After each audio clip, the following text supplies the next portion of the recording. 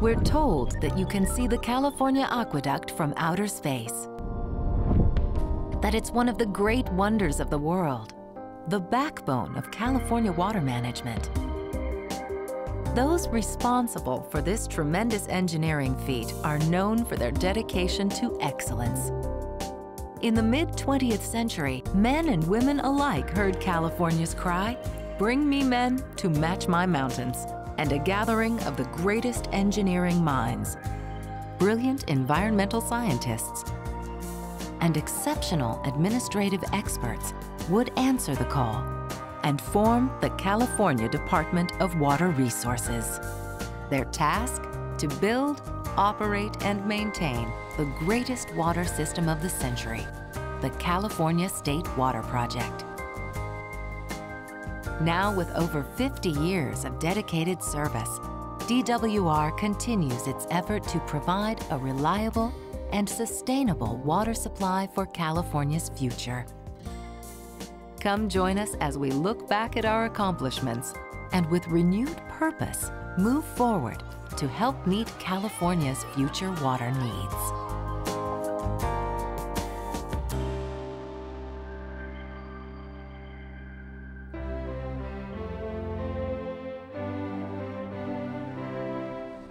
It's easy to see what effective water management does for California. Arid regions become productive. Employment opportunities flourish. Quality of life is enhanced. The natural environment thrives. And our economy grows. Accurately predicting California's future water needs, then carefully balancing supply and demand, greatly contributes to California's success and its thriving economy. With a gross national product close to $1 trillion annually, more than half of California's counties rely on the State Water Project for their economic stability.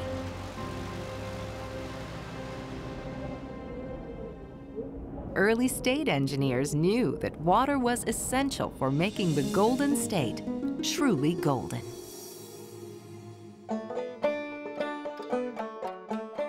In 1878, California's first state engineer, William Hammond Hall, formally recommended that Northern California water be made available to benefit other areas of the state. Another engineering visionary, Robert Marshall, foresaw the transportation of Sacramento River water through the San Joaquin Valley and up and over the Tehachapi Mountains into Southern California. His report in 1919 prompted the California legislature to order the study of the statewide use of our water resources.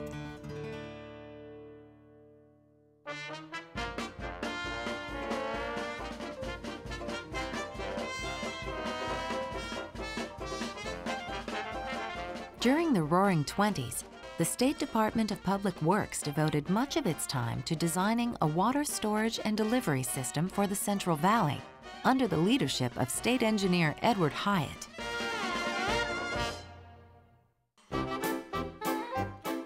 In 1929, under a new banner, the Division of Water Resources began implementing several important hydrological programs. This included the California Cooperative Snow Surveys, which still operates today to forecast winter runoff. Also in 1929, the division created a statewide dam safety program. This was in response to the St. Francis Dam failure of 1928. In that disaster, more than 450 people lost their lives as a giant wall of water swept down the Santa Clara River Valley, 54 miles to the sea. State engineer Edward Hyatt investigated the tragedy. His findings prompted the legislature to give the Division of Water Resources jurisdiction over the construction, maintenance, and operation of all dams in California, a role that continues to this day.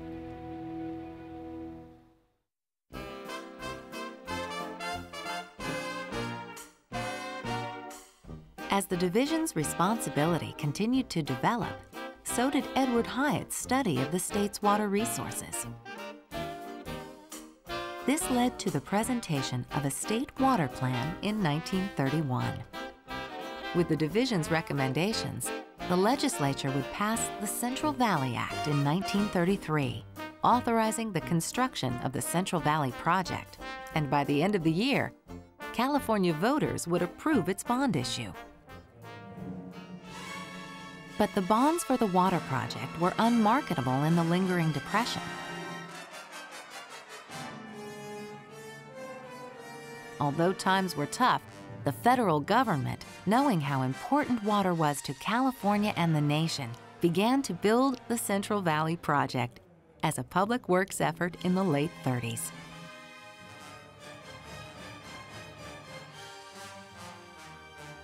Seemingly unimpeded by World War II, construction continued at a steady pace. 1 year before the war ended, the project's key facilities began delivering water to the Central Valley.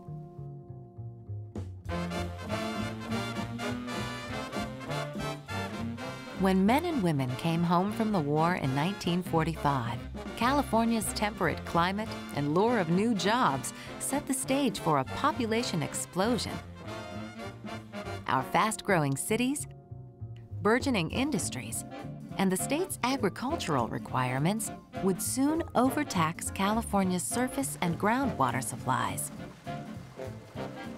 As a result, Edward Hyatt's engineering capability was called upon again to develop another California water plan.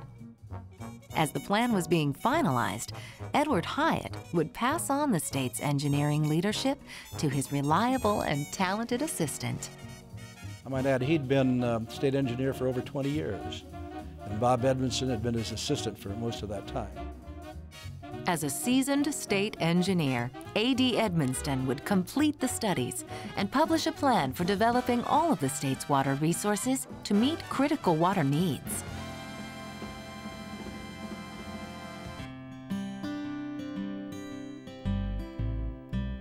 The plan introduced a system of reservoirs, aqueducts, and pumping and power plants that would transport water from areas of abundance in the north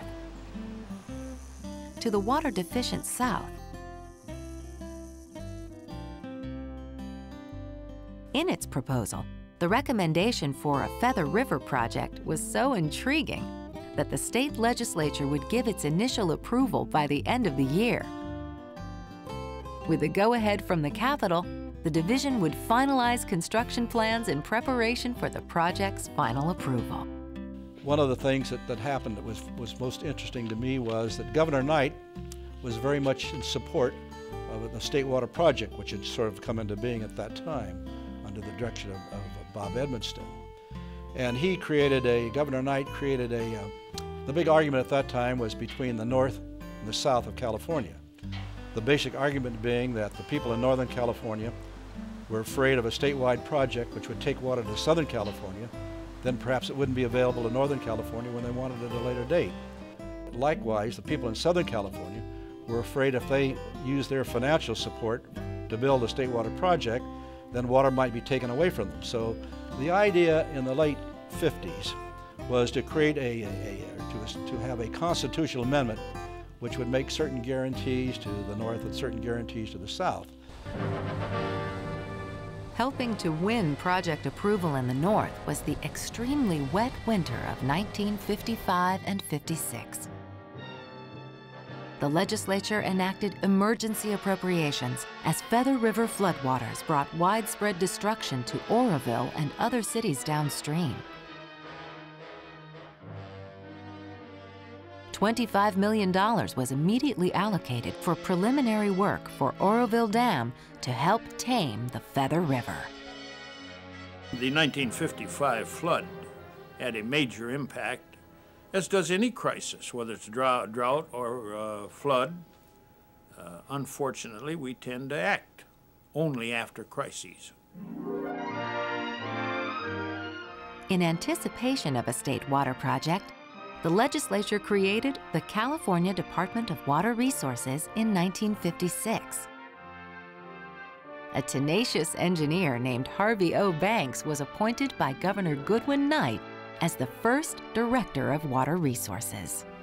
And one other point of interest, the legislator who carried the legislation for the creation of the Department of Water Resources was none other than Caspar Weinberger. Caspar Weinberger was a state assemblyman at that time. Caspar was very interested in the state's water problems and the organization of state government. And so, as I recall, he carried and was very instrumental in securing the passage of the legislation which created the Department of Water Resources.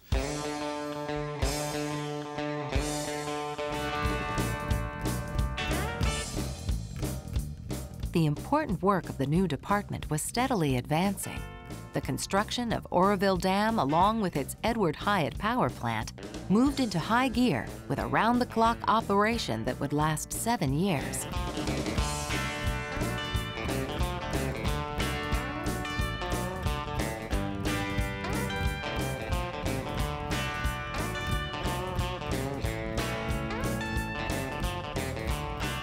Although the construction of Oroville Dam was well underway, the rest of the state water project still had 2 major hurdles: legislative and voter approval. Governor Edmund G. Pat Brown, when elected in 1958, would provide the leadership for a resolute water development campaign, aided by DWR Director Harvey O. Banks. Together, they would obtain legislative approval of the Burns-Porter Act, a $1.7 billion bond sale for the construction of the state water project. But the ultimate support came from California voters in an extremely close ballot initiative on November 8, 1960. I knew the importance of water, so when I became governor, I determined to try to solve it, to try to do what I could to increase the water potential of California. I knew I had to do it as soon as I was inaugurated, because I knew my power as governor would only last a relatively short period of time. So I made water the #1 controversial issue that I began to work on. 1960 was a big year for water. Crucial negotiations of water contracts were conducted with the largest contributor and end user of the state water project, the Metropolitan Water District of Southern California. Incentives that helped win support from Northern California voters included the Davis-Grunsky Act, which provided funds for local water projects. Another voter incentive was the Davis-Dallwig Act. This legislation directs the state water project to include recreational opportunities, as well as fish and wildlife enhancement. Delta water users recognize the benefits of water quality improvements contained in the Delta Protection Act of 1959. With contracts signed and the project approved by California voters, the United States Congress would collaborate by approving the joint construction and operation of the San Luis Reservoir near Los Banos. The early version of what ultimately became the State Water Project, which is now operating, did not include the San Luis unit. That was developed under my direction in 1956 as a joint federal-state project, because we realized that we needed more storage off-stream of the Delta. And what this project also symbolizes is the state working with the federal government, the local communities working with the state. This program is unique in this area.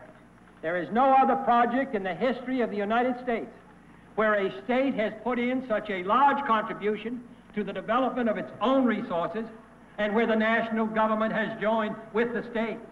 This has brought your state to be the pioneer in the United States in the field of development and conservation of our natural resources. California in this area is #1. And it has helped make possible the San Luis Project, which joins all of us together as full and equal partners. What this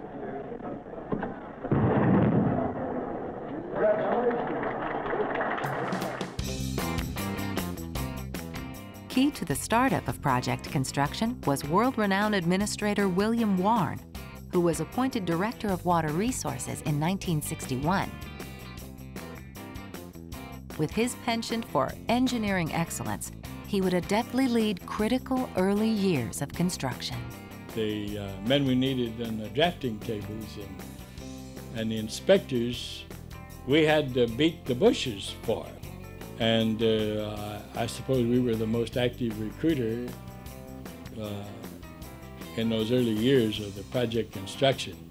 In many of the Eastern engineering schools, we got cream of the crop, and something like 2,000 engineers were added to the staff in the space of 2.5 years. Many of Bill Warren's tried and true colleagues from past engineering assignments were also recruited for the project, as DWR put together a world-class design and construction team. The team not only included engineers, but also biologists, economists, and administrators, as well as specially qualified operators experienced in power plants and canals. With construction progressing, the State Water Project was able to make its first water deliveries in 1965, when the South Bay Aqueduct became operational. Having established a firm foundation for the project's success, Director Bill Warren retired in 1966. Overseeing completion of the project's major facilities was former DWR engineer and watermaster William Gianelli. Gianelli was appointed Director of Water Resources in 1967 by Governor Ronald Reagan. Under Gianelli's leadership, the water project began delivering water as far south as the Tehachapi Mountains in 1968. With surface water at its doorstep, the San Joaquin Valley immediately began using surface water to help alleviate severe overdrafting of their region's groundwater supplies. Also in 1968, Governor Ronald Reagan dedicated Oroville Dam and Lake Oroville, which for the first time was full to capacity and fully operational. Here before you is Lake Oroville, filling to its destiny for the use of flood control, hydroelectric power, irrigation, municipal and domestic purposes, and as one of the greatest recreational and fishery lakes in California. And off there is the highest dam in the United States. This is a major achievement of our time, and it's with great pride, therefore, that I simply dedicate Oroville Dam and Lake Oroville to the people of California's future, who will benefit from this giant structure and the water that it impounds. Thank you very much. Governor Reagan also dedicated the A.D. Edmonston pumping plant in 1972. So all you have to do is to pick up the phone, and don't talk too long now. Just say, start the motor, and then fall back and keep your fingers crossed. So if you'd give the order, please. And now, if we hear 5 bangs, we have just built the longest swimming pool man's ever built. Start the motor. And Southern California's first water was pumped 2,000 feet up and over the Tehachapi Mountains.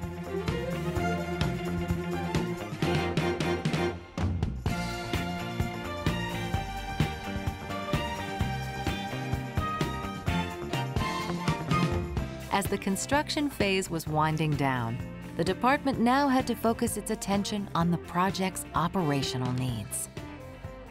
So one of the things we thought we should do as soon as possible was to create an apprentice program where we'd bring people in who are interested in starting out, you might say, at the grassroots level, working as trainees, and then ultimately, after they became trained, integrating them into the workforce. Very successful. I was very pleased with the way that trainee program worked, and I think it worked. It helped the department bridge a gap in the number of specialists we had to have to operate this very complicated water project.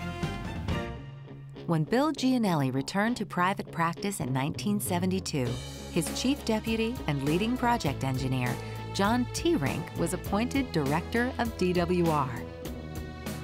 T. Rink served until 1975, when the newly elected governor, Jerry Brown, appointed Ronald Roby to the position.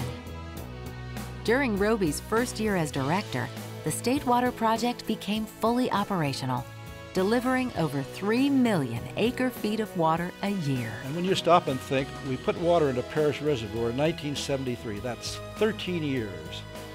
I think that's unheard of in terms of the magnitude of the project, the State Water Project size, unheard of. A fully operational state water project was very timely for California because the state was soon to experience its first drought in nearly 4 decades. The project just developed over the years. I mean, it was sailing into the 70s without oblivious to the fact that there was going to be clouds on the horizon. But in 1976, we had a very dry year. And we hadn't really had a drought since 1934 and 37, that period. The question was brought to me was, how much water do we deliver in 76? And some of the staff people said, you know, we shouldn't really deliver as much as these people want because we have to have storage for next year, 77, if it's really a dry year. And I said, well, how do we decide what to hold back and what to deliver? And they said, well, we just deliver whatever people ask for. And I said, wait a minute, I want a formula. Under advisement of Director Roby, the department began to apply a rule curve that balanced water deliveries with a less predictable available water supply. Fortunately, the department's prudent actions paid off. 1977 was the driest year on record.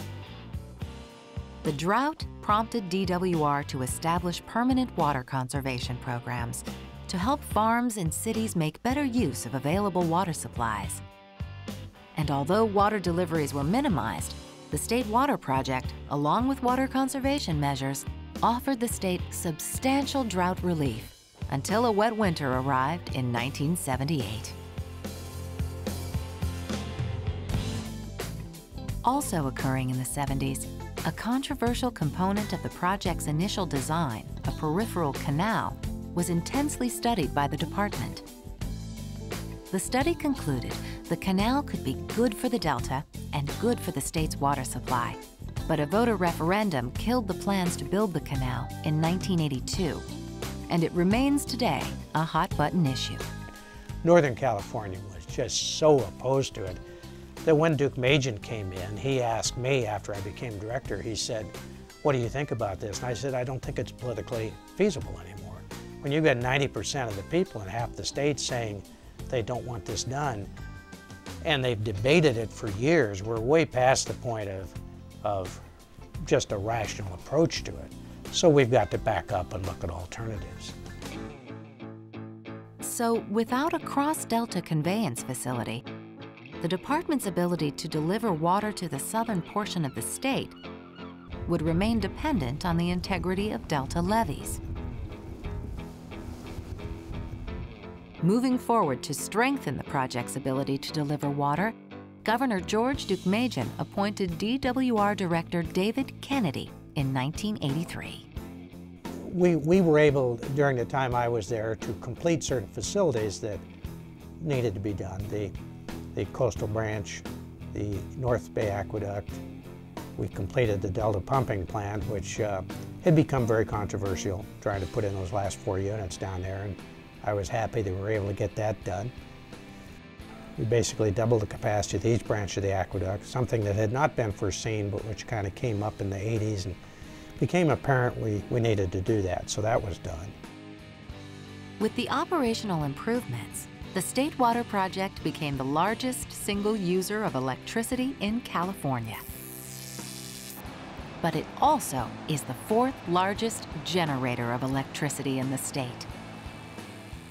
As part of the project's efficient design, DWR generates 2/3 of the electricity it needs to lift water through the project. As a result, the department formally became an independent bulk power entity in 1983. As the decade progressed, DWR was negotiating a water quality partnership with the federal government. In 1986, the department signed the Coordinated Operation Agreement with the U.S. Bureau of Reclamation. So with the signing of this agreement, California is making significant progress in meeting the state's water needs and protecting one of our most precious natural resources. In this agreement, both parties would share the responsibility for meeting Delta water quality standards. The Bureau, like DWR, takes water from the Sacramento-San Joaquin River Delta. Water quality in the Delta's Sassoon Marsh became more controllable in 1989 with the department's completion of the Sassoon Marsh salinity control gates. The gate's ability to maintain good water quality in the marsh was put to the test as California began experiencing 5 years of sustained drought, beginning in 1987 and lasting through 1992. Again, the project and the department proved their effectiveness in helping California survive drought. As one of our primary recommendations to the governor, we recommended a drought water bank, that the department set it up and that we buy water in the Sacramento Valley and maybe the Delta, and that we resell it to those that need it south of the Delta. And the governor approved that, and it became one of the primary ways that California got through the drought. The drought made it apparent that there needed to be long-term solutions for ensuring a reliable California water supply, as well as addressing ongoing concerns of the Bay Delta estuary. To facilitate a solution, DWR, along with other state and federal agencies, signed the Bay Delta Accord. But we now must set about establishing the future. And as the governor suggested, it's going to be a complex and arduous task to transform this agreement into reality across the next few years. The Accord established what is known as CalFed. Its record of decision, presented in the year 2000, described a 30-year plan to integrate ecosystem restoration, levee system integrity, water supply reliability, and water quality. In 2002, unforeseen circumstances led to the department taking on additional important responsibilities. Thomas Hannigan was Director of Water Resources when the department was asked by Governor Gray Davis to help alleviate a statewide power crisis. With major utilities in deep financial trouble, the department applied its electricity purchasing and management expertise to prevent the collapse of the state's electrical grid. Emergency legislation gave DWR the authority to negotiate and buy power on behalf of investor-owned utilities. As a result, a major power crisis was averted. Another crisis in the making was the result of years of funding cuts in maintenance activities for California's flood protection infrastructure, a predicament compounded by past and present development in the floodplain. Efforts to address the looming crisis in flood protection were evaluated under the leadership of DWR's first woman director, Linda Adams, in 2003. And a formal plan to reduce the state's vulnerability from floods was organized by DWR Director Lester Snow, who was appointed by Governor Schwarzenegger in 2004. One of his first actions was to increase flood awareness, focusing attention on needed levee repair and maintenance. Governor Schwarzenegger provided leadership and support by promoting a strategic growth plan, a plan to invest billions of dollars to protect the people of our state from floods. The governor also declared a state of emergency, directing the department to immediately make repairs to the most critical levee erosion sites in the Central Valley flood system. People always think of fixing the levees, it has to do with just our area here, the Sacramento area or Northern California. But let's not forget, if there's a disaster, it will cut off the water flow to the south. and Southern California will be without water. So I think it affects the entire state, and this is why I think the entire state should come together and put up the money for that so we can fix it. As the department moves forward in flood protection activities, it is also working to ensure that our future water supplies are reliable, sustainable, and of high quality. Providing an adequate water supply for our growing population is our challenge for the future. The California Water Plan 2005 estimates that overall water demand will increase by a modest 2 to 6 million acre-feet of water over the next 25 years. Working to ensure that there will be water when and where it is needed is an achievable mission. It will require squeezing the most benefit out of every drop of water.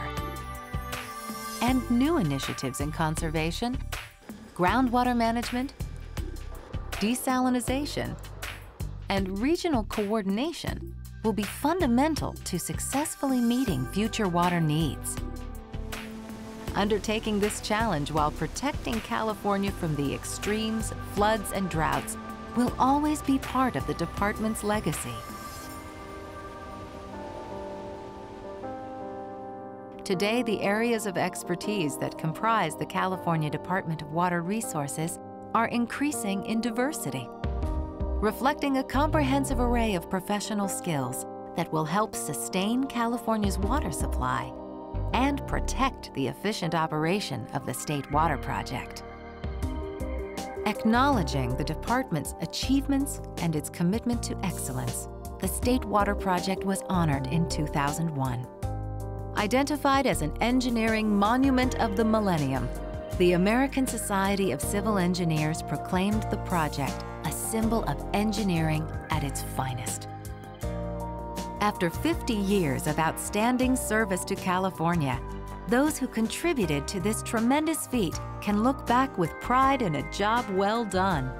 And those filling the ranks of a new generation of water managers are continuing the department's legacy and commitment to excellence, knowing that with professional skill and leadership, they can confidently move forward to meet the challenges of today and tomorrow.